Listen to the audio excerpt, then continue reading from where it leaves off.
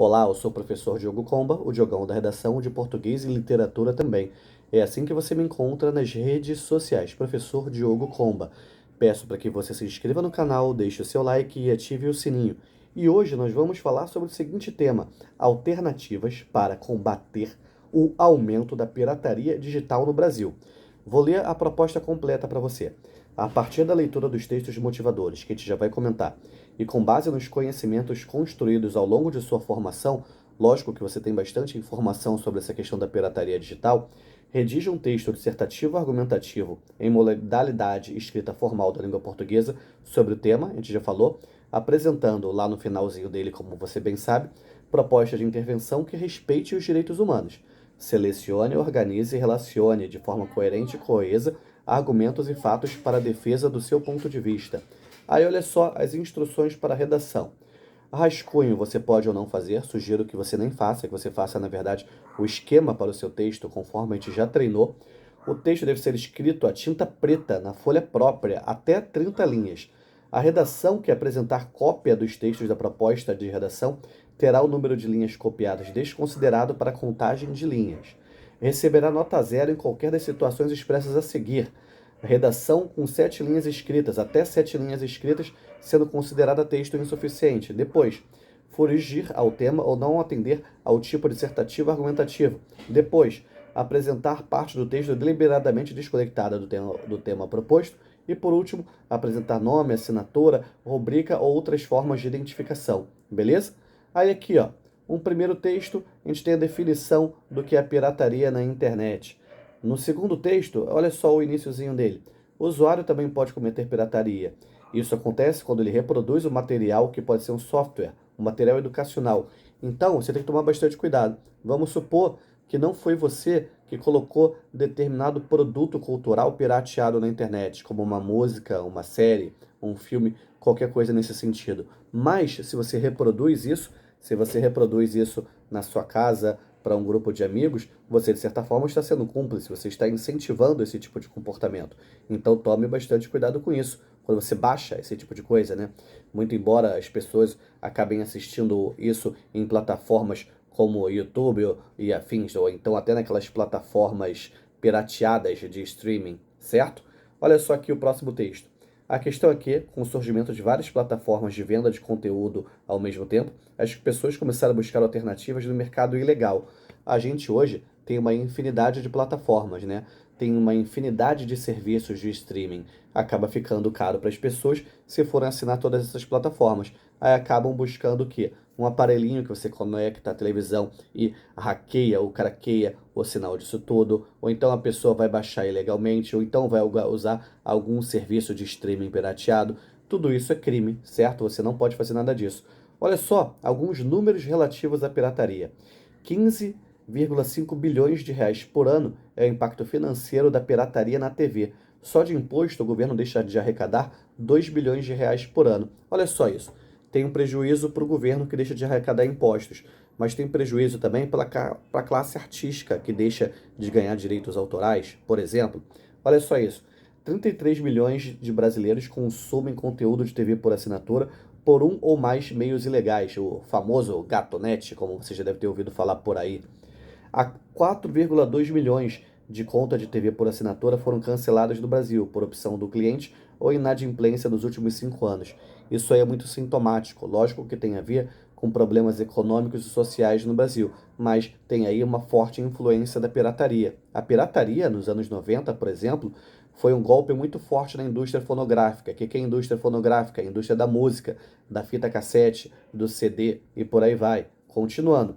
150 mil postos de trabalho podem ser extintos em 10 anos caso não haja um combate eficaz do problema. Olha só isso. Aí o produto é pirateado, uma série, um filme, uma música. Isso deixa de gerar empregos também. Uma coisa é o artista, que muitas vezes tem uma salvaguarda, tem uma reserva financeira, e aquela pessoa que trabalha nos bastidores. Essa questão, os efeitos da pirataria, tendem a ser bem piores para ela. E aqui, 10 mil de multa e até 4 anos de prisão. Prisão pode ser a pena para quem compra ou vende produtos piratas. Aí vamos lá. O que a gente vai fazer agora?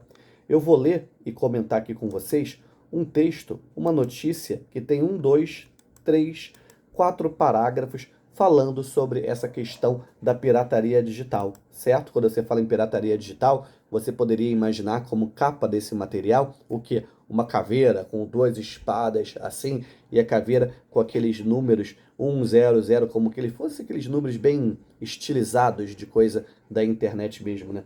Quando a gente fala de pirataria, você tende a imaginar o quê? A Uruguaiana, aqui no Rio de Janeiro, por exemplo, com muitas camisas pirateadas, com muitos tênis, com aquela barraquinha que vende CD, com aquela barraquinha que vende DVD. Olha só, você está fazendo o que nesse momento? Está imaginando, está descrevendo um cenário urbano muito comum, mas a gente está falando o quê? Está falando da pirataria digital, que começa aí porque você está vendendo um CD, você está vendendo um DVD, você está vendendo um jogo de videogame, beleza? Está ali digitalizado. Mas você também pode ir para o campo da internet, porque muitos desses negócios hoje em dia não acontecem mais na banquinha de camelô, acontecem lá na internet.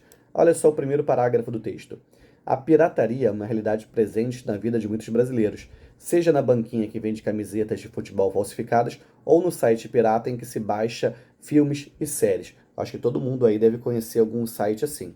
É uma solução rápida para acessar produtos inacessíveis devido ao custo ou disponibilidade. Aí você se pergunta, quanto que é uma camisa de time oficial, por exemplo? Na casa dos 200, 300 reais, sendo que uma pirateada você pode comprar por quanto? Você pode comprar por 50, 100 reais, falando de camisa de time aqui nesse momento. Camisa de time que você pode comprar naquela banca pirata, mas você pode comprar também numa conta lá no Instagram, tá vendo? Olha só isso. Então, você nesse momento está falando da pirataria onde? Está falando da pirataria na indústria do vestuário. Olha só como ela afeta a indústria do vestuário. Tem até um episódio de Todo Mundo Odeia o Chris, que o irmão dele, o Drew, compra uma camisa de hóquei falsificada, que está escrito o nome do jogador errado. É um pequeno problema, para muita gente perceptível, mas poderia ser um grande problema. Um tênis pirateado, muitas vezes, pode até te dar algum problema de saúde, como tendinite e por aí vai, certo? Então, olha só isso, você poderia num parágrafo, no primeiro parágrafo lá, fazer o quê? Repertório, tese, argumentação. Poderia usar Todo Mundo Odeia o Chris? Poderia. Tese, falar do mal que a pirataria causa. A argumentação, poderia falar da pirataria na indústria do vestuário. Eu não falei indústria fonográfica agora, indústria da música, tá vendo? Você poderia falar sobre isso também. Vamos para o segundo parágrafo agora.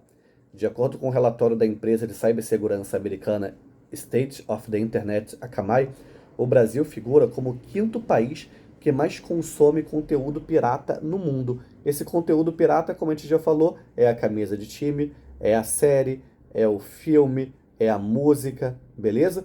Falando de filme agora, sabe Tropa de Elite? Tropa de Elite 1 foi tremendamente pirateado lá ao longo do ano de 2007. Tá vendo? Um repertório, caso você vá falar sobre a questão da pirataria na indústria do cinema. Tropa de Elite 1 teve uma bilheteria na casa de 1 milhão de espectadores nos cinemas.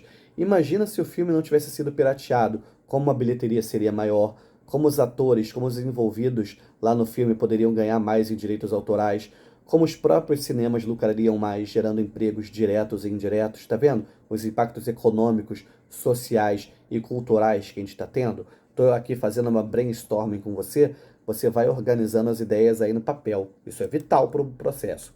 No entanto, é importante estar ciente de que essa prática não só viola a legislação brasileira, mas também amplia os riscos de ser um alvo fácil para golpes virtuais e crimes de fraude. A pirataria pode servir como um terreno fértil para a expansão de crimes virtuais. Sites clandestinos frequentemente hospedam ameaças ocultas, como phishing e malware. Eles podem comprometer a segurança dos dados pessoais e empresariais e facilitar atividades de fraude e roubo de identidade. Pô, tem gente que às vezes quer pagar alguma coisa num site como esse e bota lá dados pessoais, certo? E usa lá um cartão de crédito, beleza? Isso aí pode fazer com que seus dados sejam roubados, sejam utilizados para fins nem um pouco lícitos. Vamos agora aqui para o último parágrafo. Segundo estatísticas da multinacional Symantec, a cada minuto, 54 pessoas são vítimas de crimes cibernéticos no Brasil. Outro levantamento que nos mostra a realidade desse cenário é aquele feito em setembro de 2020 pela empresa de dados e insights de Nata.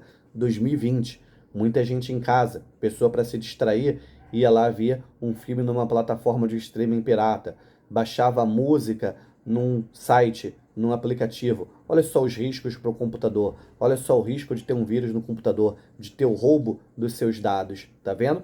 A pesquisa revelou que metade dos entrevistados brasileiros foi exposta a conteúdo impróprio para a idade ao acessar conteúdo pirata. 50% tiveram seus dispositivos infectados por malware e 47% foram vítimas de fraude. Tá vendo? A gente falou aqui do problema de diversos modos. Te dei algumas dicas de repertório. Aí agora, quais são as alternativas para combater isso? Será que é conscientização? Será que é a educação? Você poderia falar do papel do Ministério da Educação? Você poderia falar do papel do Ministério da Cultura? Você poderia falar do papel do próprio governo numa agência como a Ancine, a Agência Nacional de Cinema? Será que o cinema, ir ao cinema, é acessível para grande parte da população? Será que o governo não deveria diminuir os impostos na indústria do cinema, na indústria do TV, na indústria da música, na indústria do vestuário, para que os produtos fiquem mais acessíveis e assim as pessoas possam comprar os produtos originais, não tenham que comprar os pirateados? No Brasil, jogo de videogame, por exemplo, é muito caro. Aí muita gente acaba comprando pirateado justamente por causa disso, certo? Enfim, falamos aí, ó, te dei dicas de contextualização, te dei dicas de argumentação e de proposta de intervenção. Se você observar, a gente trabalhou aqui principalmente as competências 2, tipo de texto e tema, a competência 3, coerência, e a competência 5, proposta de intervenção, certo? Falando aí sobre esse tema, a questão da pirataria digital. Que a força e a inspiração estejam com vocês, sem dizer adeus jamais.